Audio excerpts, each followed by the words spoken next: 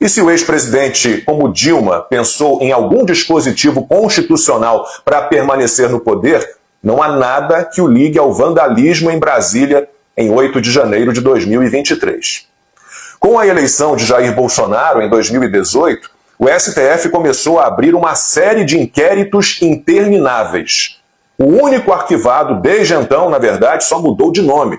Deixou de ser Inquérito dos Atos Antidemocráticos e passou a ser das Milícias Digitais, que já foi prorrogado 9 vezes. No mês que vem, o primeiro de todos, o Inquérito do Fim do Mundo, assim batizado pelo ex-ministro do Supremo, Marco Aurélio Mello, vai completar 5 anos. Juristas sérios deste país apontam ilegalidades, abusos e arbítrios em todos eles. E o que foi descoberto até agora? Que só quem critica os ministros do STF e não está com Lula e o PT mente, desinforma, faz discurso de ódio e, não gostando da democracia, pensa em golpe 24 horas por dia. Em apenas 2 anos de governo Bolsonaro, o STF já tinha tomado 123 medidas que interferiram no Poder Executivo. Mesmo prerrogativas constitucionais do presidente, como a indicação do diretor-geral da Polícia Federal e a concessão de indulto a condenado pela Justiça, foram barradas. O Supremo, que durante o período de Covid tirou de Bolsonaro a decisão sobre a adoção ou não do lockdown, dando todo o poder a prefeitos e governadores, agora retira dos executivos municipais e estaduais a decisão de exigir ou não a vacina da Covid em crianças. O STF foi se esparramando pelo Executivo e também pelo Legislativo federais. A discussão no parlamento sobre a adoção do voto impresso auditável, com contagem pública dos votos, teve clara interferência do ministro Barroso, que não foi perguntado sobre o assunto na entrevista para Amigos na última semana. Também não foi questionado sobre a declaração de que a Suprema Corte é uma espécie de empurradora da história, nem sobre o perdeu, mané. A assessoria de imprensa da turma no controle do país é dona da pauta. E não deu bola quando Dias Toffoli disse que os ministros do STF eram os editores do Brasil. Quando ele afirmou que já tínhamos um semipresidencialismo no país, com o STF exercendo o papel de poder moderador. Isso tudo é bobagem. O que se deve lamentar mesmo, Barroso falou na entrevista, é a politização indevida das Forças Armadas. E, isso ele não disse, mas conclui-se, a politização do povo brasileiro. Impossível não falar do vai-vem do STF sobre a prisão após condenação em segunda instância. Impossível não falar das artimanhas para anular as condenações do Lula e do uso de mensagens hackeadas, nunca periciadas, para acusar Sérgio Moro de parcial. Como se Lula tivesse sido colocado na prisão por uma decisão exclusiva do atual senador, que agora pode perder seu mandato. Dá para chamar isso de golpe? Moro foi o responsável por isso sozinho? E os 3 juízes do TRF4 que condenaram Lula por unanimidade?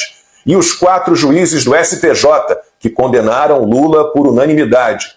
E os ministros do STF que negaram habeas corpus para o petista quando ele estava na prisão? Lula foi solto e liberado para concorrer à presidência da República. De novo, dá para chamar isso de golpe? E toda a campanha eleitoral, como ela deve ser tratada? Houve equilíbrio? Só um lado parecia não ter escrúpulos. Foi só coincidência o TSE ter tomado decisões quase sempre favoráveis ao PT e quase sempre desfavoráveis ao candidato do PL? Bolsonaro não podia chamar Lula de ladrão, corrupto, mostrar imagens dele, do José Genuíno, José Dirceu e Antônio Palocci sendo presos. Lula podia chamar Bolsonaro de genocida, negacionista, miliciano, fascista e conseguiu que seu concorrente não pudesse usar na campanha imagens das enormes manifestações de 7 de setembro de 2022. Ninguém podia falar da ligação de Lula com ditadores como Daniel Ortega e Nicolás Maduro. E o petista também impediu a exibição de falas suas sobre a Covid e sobre o aborto, numa espécie de autocensura. Ficou decidido que ele não disse o que disse. Coisas assim. Ainda bem que a natureza, contra a vontade da humanidade, criou esse monstro chamado coronavírus. É questão de saúde pública. Todos deveriam ter o direito de fazer o aborto e não ter vergonha. Não quero ter filho, vou cuidar de não ter filho. O que não dá é a lei exigir que a mulher tenha filho. Tudo contra Lula estava fora de contexto, era inverídico, montagem, edição. Quando começou a circular o áudio de um chefe de facção criminosa manifestando sua preferência pelo petista na eleição, houve censura. E a justificativa do TSE para impedir a divulgação da gravação foi a seguinte: a notícia informava que Marcola declarava voto no petista, sendo que, por estar condenado, ele não pode votar. O título da matéria do portal estava mal feito. Suprimiu-se a informação. Da mesma forma, a entrevista de uma senadora sobre o assassinato do prefeito petista Celso Daniel também foi censurada, assim como menções a casos de corrupção envolvendo o PT.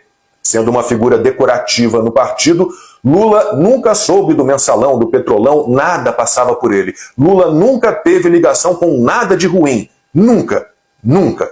Contra Bolsonaro, tudo era verídico. A favor dele, tudo era a mais pura mentira. E nessa gigante onda persecutória, centenas de perfis nas redes sociais, canais em plataformas de vídeos e até veículos de imprensa tradicionais foram censurados, bloqueados ou banidos. Dá para dizer que o país foi perdendo a consciência e se curvando a um golpe?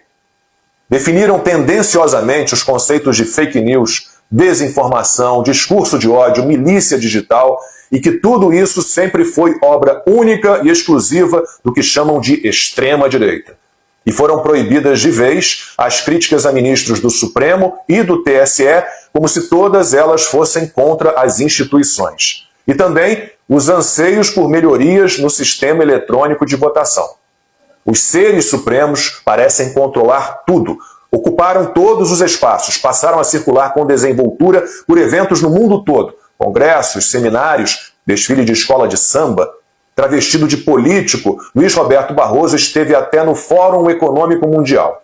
Ninguém mais quer se limitar apenas aos autos. Ninguém quer ser reservado, discreto. Ninguém quer restringir seu convívio com empresários e políticos, mesmo que essas relações possam, eventualmente, provocar questionamentos sobre decisões jurídicas tomadas. Os ministros do STF viraram figurinha fácil em programas e noticiários dos canais de televisão companheiros.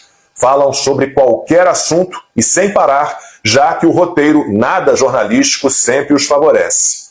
E quem ainda tem senso crítico, bom senso, e assistiu à entrevista de Barroso na semana passada, entendeu muito bem o risco que corremos.